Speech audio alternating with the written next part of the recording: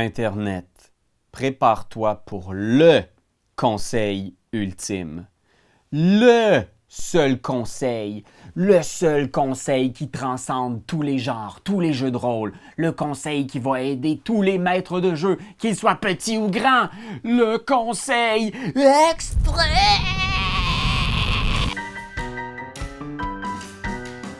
Ben oui, Internet, écoute, cette vidéo m'a été inspirée en regardant une vidéo de mon bon vieux pote, Ben Milton.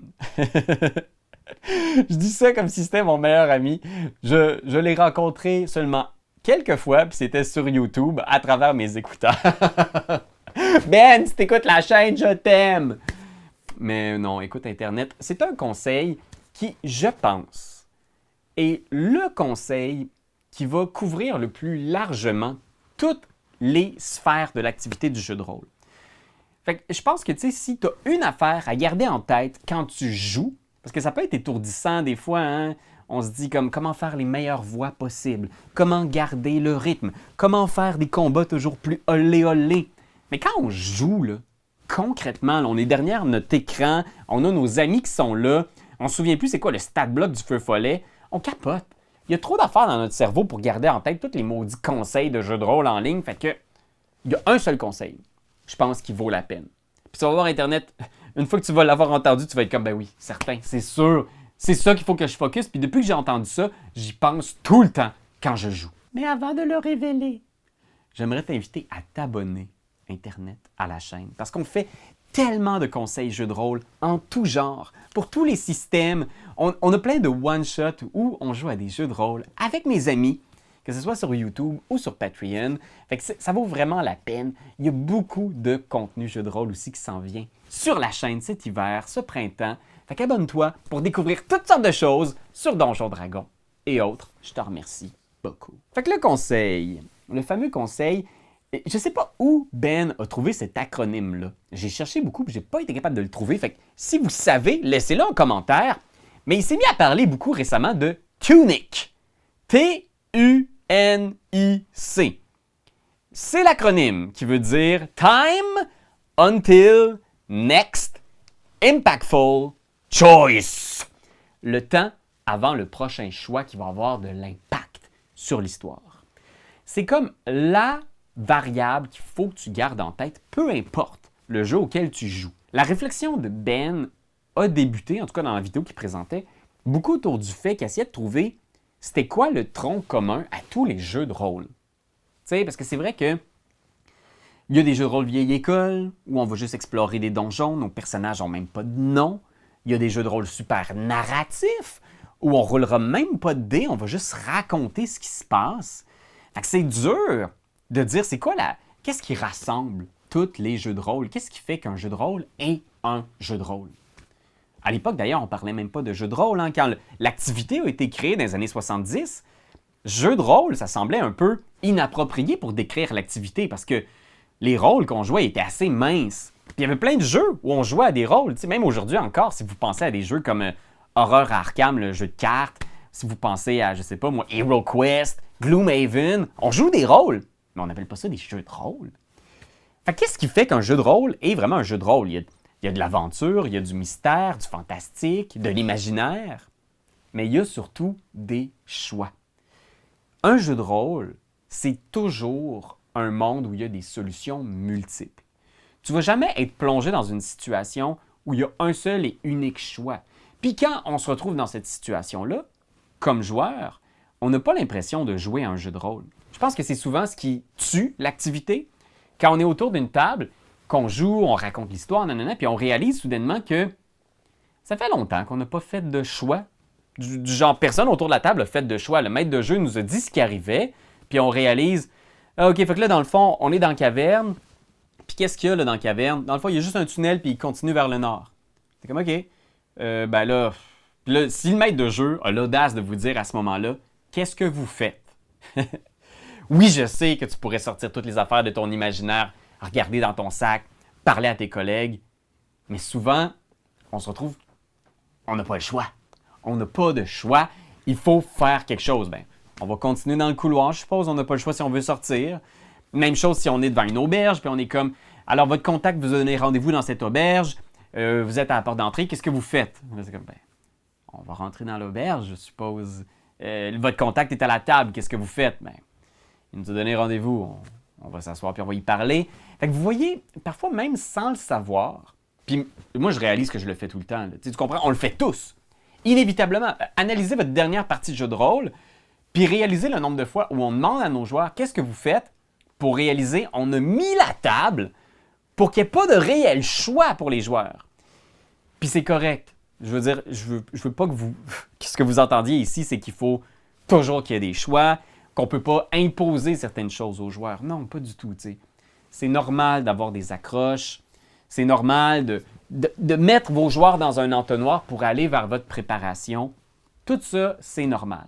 Mais après ça, c'est là que rentre en jeu le tunic. Time! Le temps avant le prochain choix. Si après avoir rencontré votre fameux contact dans l'auberge, votre contact vous dit « il faut absolument que vous soyez à tel endroit à telle heure ce soir », puis c'est dans 2 minutes, tu n'as pas de choix. Fait que là, tu fais « OK, ben très bien, on va aller à cet endroit-là, on n'a pas le choix. » Vous vous rendez à cet endroit-là, il y a une seule entrée pour rentrer là-bas. OK, ben on n'a pas le choix. Fait qu'il faut, comme maître de jeu, que vous gardiez toujours en tête c'est quoi le temps qui vous reste dans votre préparation avant le prochain choix qui va avoir de l'impact. La bonne nouvelle là-dedans, c'est que vous n'avez pas grand-chose à faire pour assouplir peu importe ce que vous avez préparé et laisser aux joueurs réellement l'espace de faire un choix qui va avoir de l'impact. Vous avez juste besoin de laisser cet espace-là et d'écouter vos joueurs. C'est-à-dire, soyez très à l'écoute parce qu'eux-mêmes ont des idées. Puis ces idées-là sont peut-être meilleures que ce que vous avez préparé.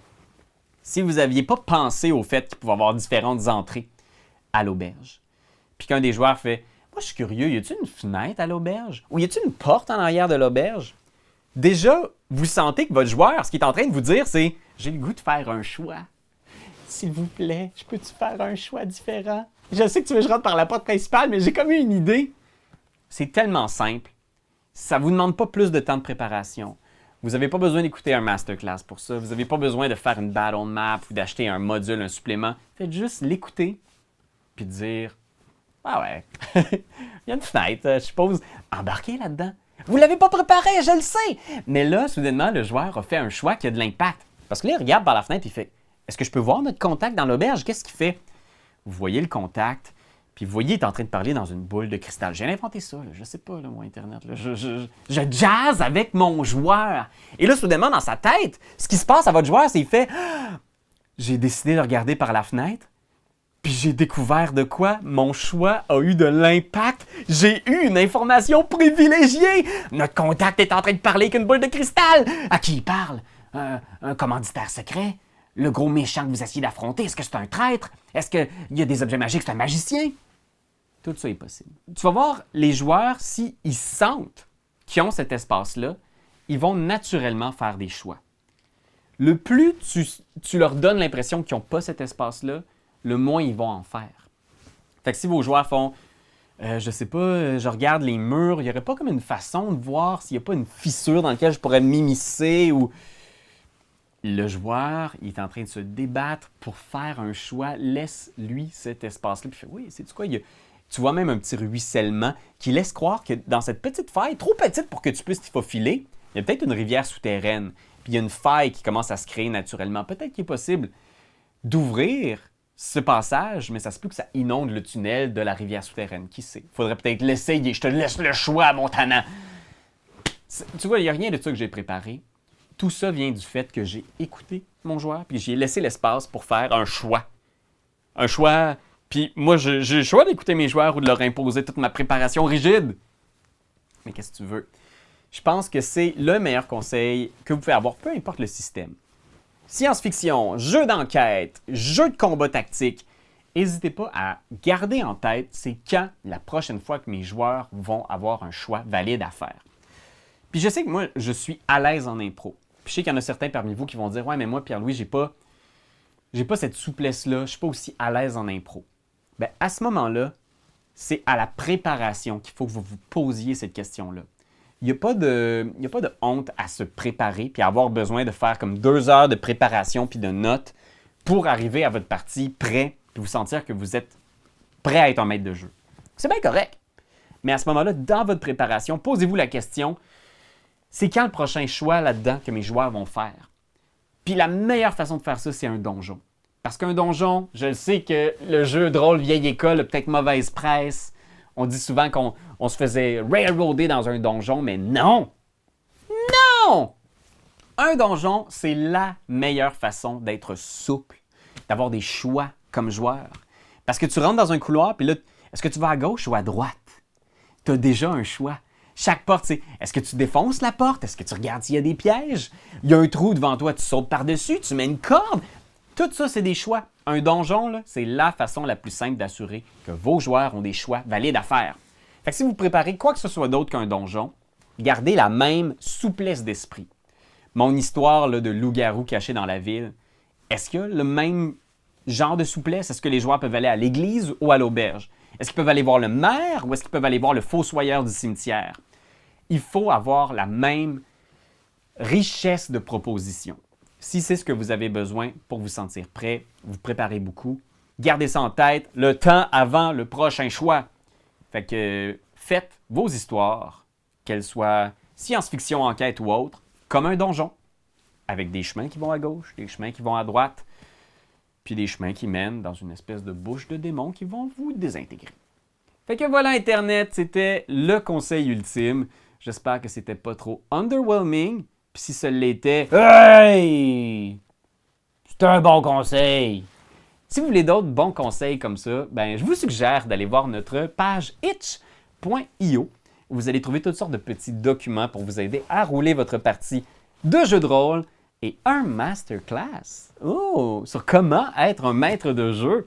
Fait que vous irez voir ça, là, je donne plein de petits conseils. Fait que merci Internet d'être là, j'espère que ça vous a éclairé.